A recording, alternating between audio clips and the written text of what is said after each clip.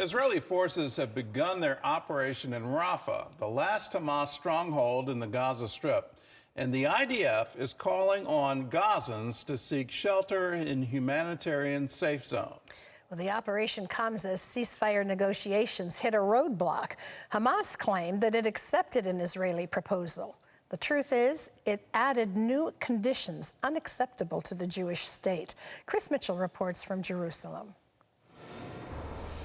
Tuesday morning, Israeli forces captured the strategic Rafah border crossing between Egypt and the southern Gaza Strip.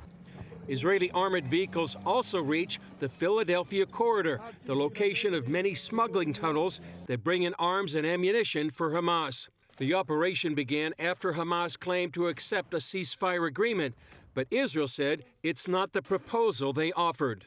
It appears as if Hamas approved a deal that wasn't on the table, and that they approved conditions that are convenient to them, but not to Israel. Reportedly, one of those conditions included an end to the war, something Israel has never agreed to. I think that what Hamas is trying to do is a classic textbook type of deception, where they want the headlines to be, Hamas approved the deal, Israel is refusing, and I think that's what they're aiming for. Hopefully, global media won't fall for that. While Israel has agreed to continue negotiations in Cairo, its war cabinet unanimously voted to begin operations in Rafah. At the same time, we continue our operations in the Gaza Strip and will continue to do so. As the fighting around Rafah begins, some Gazans are fleeing the city to humanitarian safe zones set up by the IDF to get them out of harm's way. Tonight, we also call upon those staying in specific areas, which we have communicated and defined through every means, radio, media, internet and flyers, in eastern Rafah, to move towards the expanded humanitarian area in Al-Mawasi and Khan Yunis, where they will receive full humanitarian aid and where water, food, medical equipment and shelter will be provided.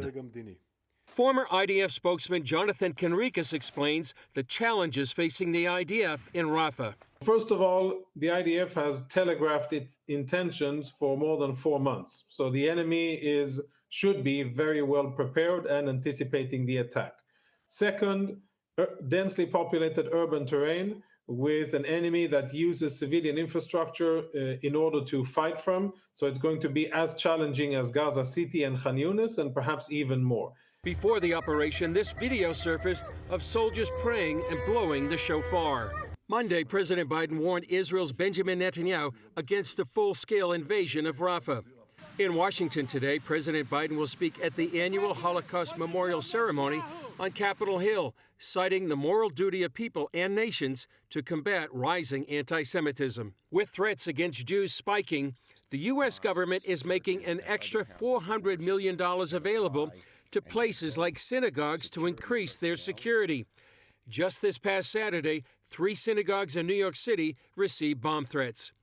Chris Mitchell, CBN News, Jerusalem. Keep in mind that the IDF is creating humanitarian zones. They're also creating corridors for humanitarian aid. And in all of that, Hamas is the one trying to shut it down. Hamas is the one that's at fault here. They're the ones who attacked on October 7th. They're the ones who have vowed to repeat October 7th again and again and again until Israel doesn't exist. If you're in Israel, if you're an Israeli, what would you do in that instance? I know in America, if someone across our borders says these kinds of things and is doing this kind of action, I know our response would be immediate and would be overwhelming. That is what Israel has a right to do and a right to self-defense. But keep it in mind, Hamas is the problem. Are they still firing rockets at Israel? I'm amazed they still have the capability to do it, but they're doing it. Are they firing mortars at IDF soldiers trying to create humanitarian corridors? Yes, they are. As the U.S. forces were trying to build a pier so the humanitarian aid could go into Gaza, who fired against them? Hamas did. Let us keep all of these things in mind. Hamas is the enemy. Hamas has to unconditionally surrender, give over all the hostages, then there can be peace. If you care about the citizens of Gaza, put the pressure on Hamas.